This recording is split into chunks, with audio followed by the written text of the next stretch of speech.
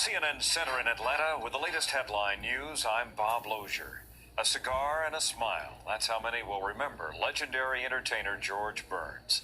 The comedian and actor died Saturday at his Beverly Hills home at the age of 100. Poor health had forced Burns to cut back on his performances in recent years, but his popularity never faltered. Sherry Sylvester looks back at his extraordinary career. Don't you know that the choice of regret will let to be young at heart? For as rich you are, it's much better by far to be young at heart. Never-ending cigars, afternoon naps, bridge with his buddies, and a couple of martinis each day saw George Burns through his 100th birthday. He also credited his longevity to this philosophy. Fall in love with what you do for a living. I don't care what it is. It works. He did what he loved for 93 years. He was Nathan Birnbaum when he began playing in the streets of New York in the Pee Wee Quartet. Born into a family of 12 children, he supported them through show business after his father died. I've been in show business practically all of my life. I've done everything. I played the front of a horse, the back end of a horse. I did a roller skating act.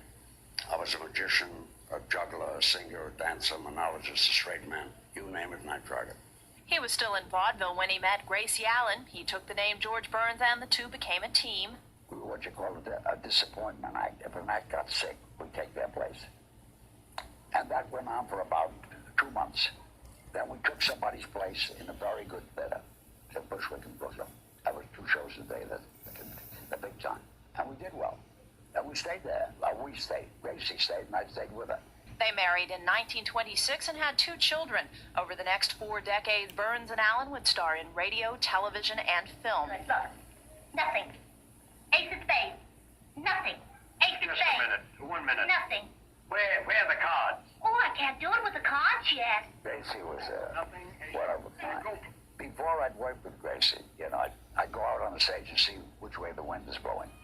So that smoke of the cigar didn't go into Gracie's face. Say good night. Good night. Then Gracie retired, and I went into show business. I was retired when I worked with Gracie. I did nothing. Said to Gracie, "How was your brother?" She talked for 40 years. After Allen's death in 1964, Burns continued in television. Behind the camera, he produced the series Mr. Ed.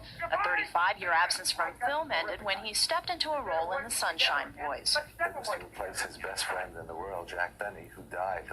We had picked Jack Benny to do it. Jack died, and George came in about a month later, and we read with him.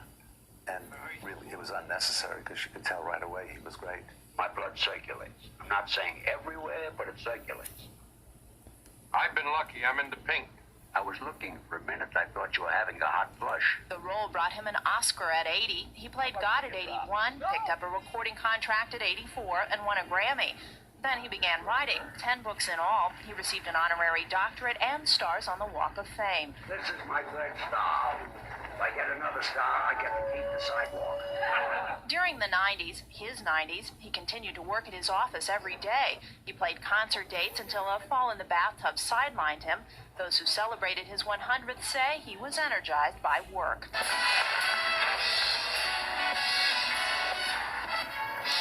Many times, George would be very tired before he went on stage.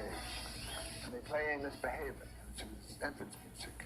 He'd walk on, get that standing ovation, and suddenly the laughter and the applause would give him energy, and he'd be strong and do the whole show and come off feeling great. You know, when you walk in the front door of George's house, if you say, "Isn't it a beautiful day?" he says, "What's that got to do with the act?" He doesn't care. He doesn't care. It's the act.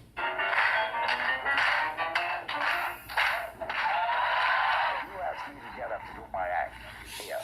I couldn't do it. But in front of an audience, I can. If I didn't exist, God would have had to make me up. I'd make him look good. Longtime friend Jan Murray remembers a dinner party at which Burns was asked this question. Do you believe in a hereafter? Do you believe there's a heaven and a hell? And George, with that twinkle in his eye, with the cigar, looked up at him. He says, he says, "I don't know what they've got, but I'm bringing my music." And here's the best part. You got a head start. If you are among the very young. If you are among the very young enough.